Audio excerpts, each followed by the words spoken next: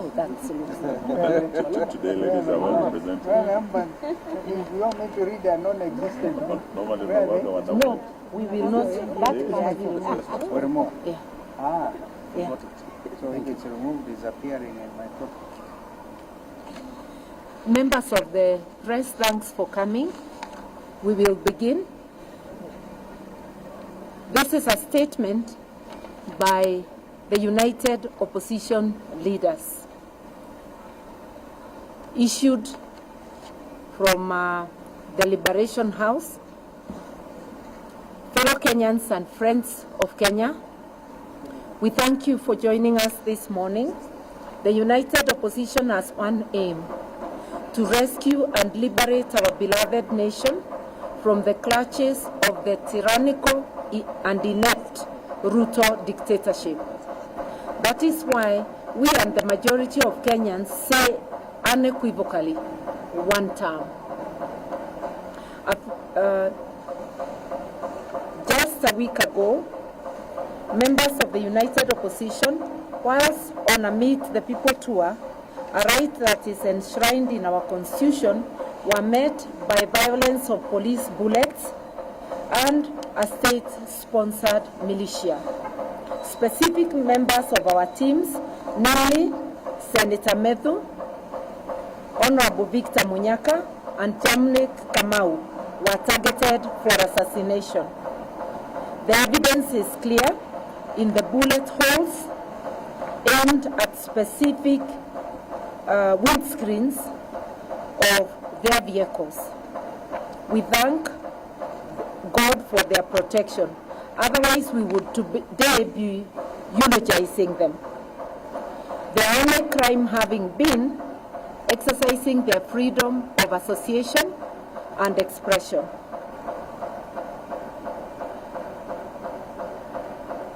We will not tire from reminding the Ruto administration that freedom of movement, expression, and association are among the fundamental rights guaranteed in our Constitution and in the African Charter on Human and People's Rights, as well as on the International Covenant on Civil and Political Rights. On Tuesday this week, after the Halloween attack, the United Opposition presented irrefutable evidence to the Independent Policing Oversight Authority, IPOA, on this criminal assault and attempted assassination of our leaders. We expect IPOA to treat this evidence with a grave concern that it deserves. Any attempt to unlawfully take the life of a human being, regardless of ethnicity, gender, or rank, ought to be condemned in the strongest terms possible. We therefore expect IPOA to hold the commanding officer who led this assault accountable. The Inspector General of Police, Douglas Kanja, and Interior Cabinet Secretary, Kipchumba Murkomen, must be held accountable. The buck stops with them. We can no longer allow the brazen criminal acts and subversion of the rule of law to continue because of orders from above. We are saying enough is enough. We have heard Ruto saying enough is enough, but we remind him as an employee, you can never tell your employer enough is enough. You can only pack your bags and go. We are his employers. We are telling him enough is enough. This has to stop. He cannot create a Haiti-like militia in Kenya to destroy the peace and tranquility that we have been having. Fellow Kenyans, our country is ailing. Some even say it is at war with itself, not because of the global recession or pandemic, but because of an epidemic called William Samoei Ruto. The instruments of power are in the hands of person who simply doesn't care for the well-being of the citizens he purports to govern. For instance, we are aware of a cargo of 25,000 metric tons of sugar that recently landed in our port at Mombasa. This sugar is already on its way to Western Kenya, to a Western Kenya sugar factory to be repackaged and sold to Kenyans. Yet, it was condemned as unfit for human consumption in its country of origin. That it has been cleared quickly and is now headed to be distributed in this country shows the heartlessness of this regime. They have made money their god. We demand that these consignments already earmarked as publicly condemned be earmarked as publicly condemned and destroyed immediately, so that it is not used to poison Kenyans. I will let one of our youth read the rest. Thank you. Thank you so much. My name is Ken Babu, and I proceed. Fellow Kenyans, this is a criminal regime that not only resorts to willful violence against its people, but resorts to physically harming its populace unfit for public consumption of goods, but also attempts to limit its people by willful and defunding education, which is a right. Just a week ago, the Cabinet Secretary for Finance, John Mbadi, publicly declared that Kenya can no longer sustain free primary and secondary education. The proposed cuts to capitation and demand that Kenyan parents pay more for their education is an affront to Constitution, having been entrenched in Article 43(1)(f), which guarantees the rights to education for everyone, while Article 53(1)(b) specifically ensures every child's right for free and compulsory basic education. Hence, defunding education is not only insensitive but unconstitutional. We implore us to reason to these words of Abraham Lincoln, and I quote, "Do not interfere with anything in the Constitution. That must be maintained, for it is the only safeguard of our liberties." We must tell the illegitimate regime of Mr. Ruto that Kenyans want education, health, and other basic needs, and not handouts in the name of empowerment.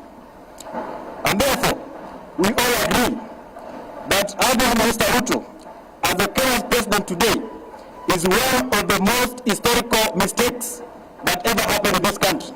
And therefore, one term is unstoppable. One term. One term. Another one? Yeah. It will be finished by 6. Honorable. A lady. Some lady. No. Let's have a lady. It's gone.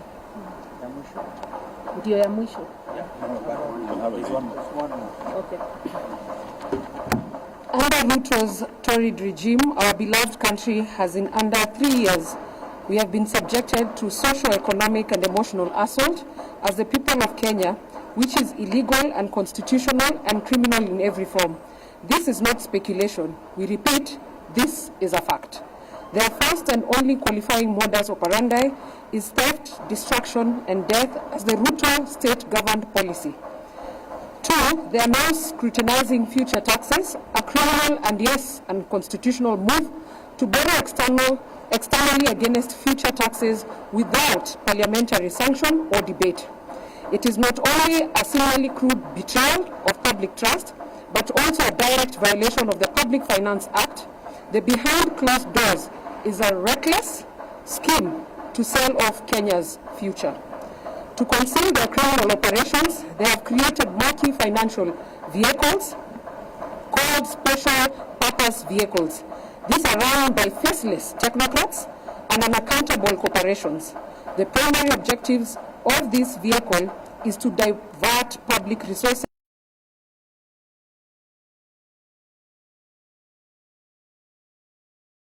highlight robbery, it is shameless thievery, the likes of which no nation on planet Earth has ever seen or should witness. We call for the following with immediate urgency. Number one, Parliament must reclaim its authority and halt the illegal securitization of public taxes. Two, an independent audit into all SPVs being used to handle public resources. Three, the government must restore full capitation to schools and publish a clear time-bound commitment to fund free education as enshrined in the law. Four, Kenyans must mobilize, organize, and resist through civic engagement, legal action, and national solidarity. Fred.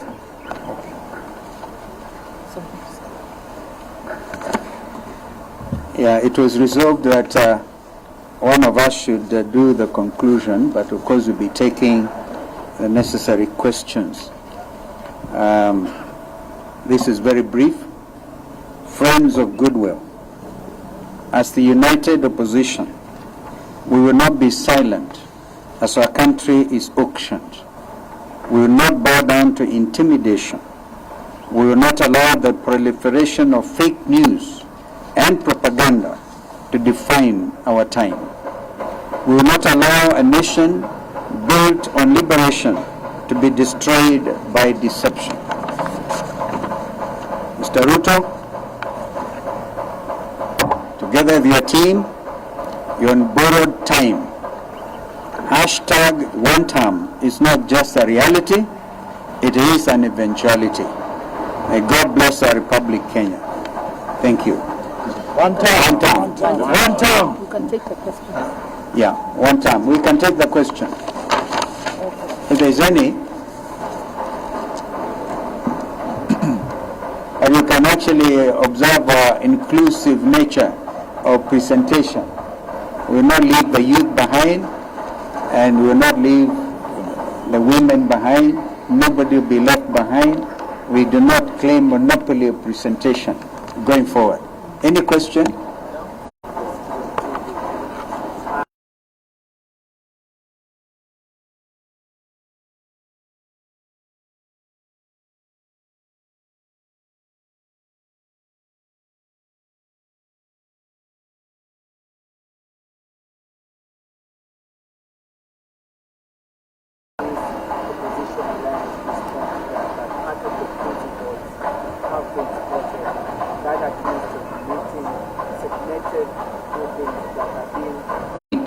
And any segment of the Kenyan community without being branded divisive. Absolutely no. We are not a divisive thing, and I think our sister was on one such trip in the States. If that's what you're referring to, I think Mother should handle that. We have already said in our statement, a desperate regime resorts to... There's no place on earth I know where you call a meeting and only certain people come. When it's a public meeting, everybody was there. So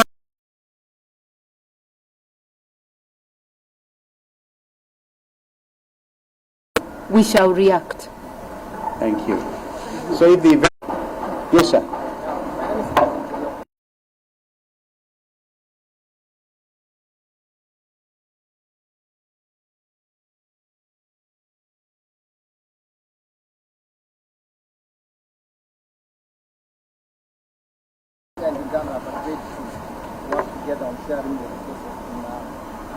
Some of us are very clear. We have stood, I can tell you, very authoritatively when I chaired the first ministerial commission to revitalize East African community. And it went on now to build on the mistake we made in 1977 when we killed East African community. Now we are fully back on East African community situation. So some of us stand for borderless East Africa and the rights of establishment. The parliament sitting in Arusha should be able to quickly deliberate on some of these things. So if you look at it that way, does it matter which side of the lake is McGill Island? Doesn't really matter, because we want to see a borderless East Africa where professionals can have rights of establishment in Kampala, in Dar es Salaam, in Kigali, in Juba, in Nairobi. That is the vision. So this other one is, in my view, permit me to say, a bit narrow-minded. Also add and say this. It is very well for Uganda and Kenya to agree on Migingo. Any agreement, we have not forgotten. We are still focused on the criminal acts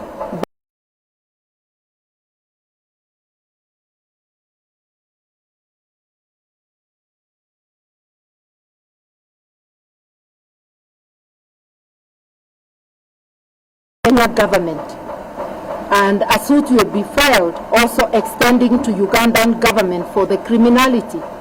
We have not forgotten the cross-border abduction of Mwambi. It looks like the three original states of East Africa are collaborating on oppressing their citizens. We want to hear their voices telling us whether they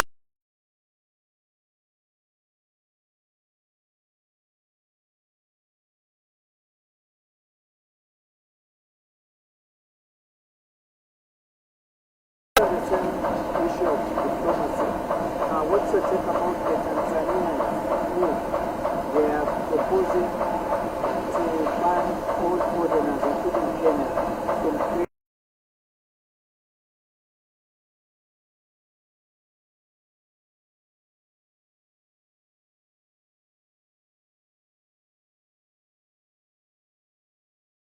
You cannot think of free movement of goods and services without talk about businessmen and women. So we would want East Africans to enjoy being East Africa.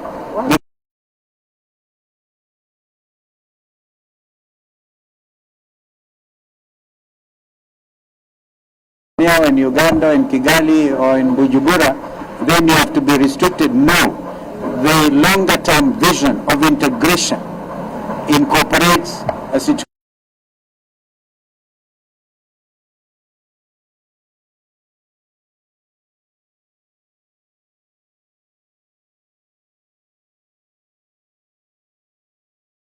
treaty, A treaty. and the integration. Yeah, absolutely. That's the last one. Yesterday we had the Secretary General say the ban by Tanzania was a reaction to what happened back in May. To freedom of movement of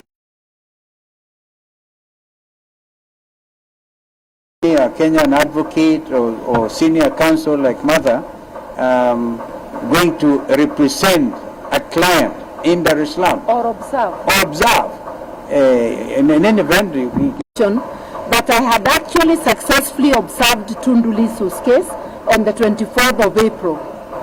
But I issued a it will become just a debate on East Africa. The other And yet our mind is on capitation. and attempted When are you announcing that they are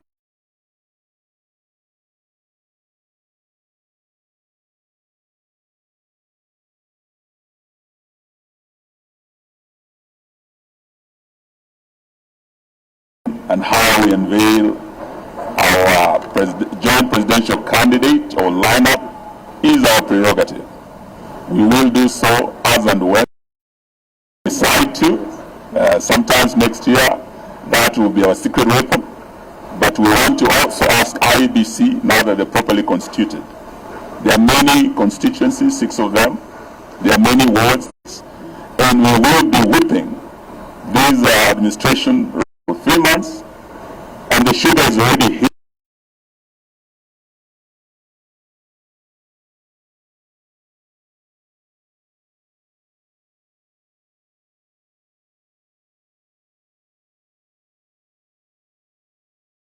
provide this rice and provide market. But we also know that this regime has imported tons and tons of rice as we speak. So these are some of the matters we are saying.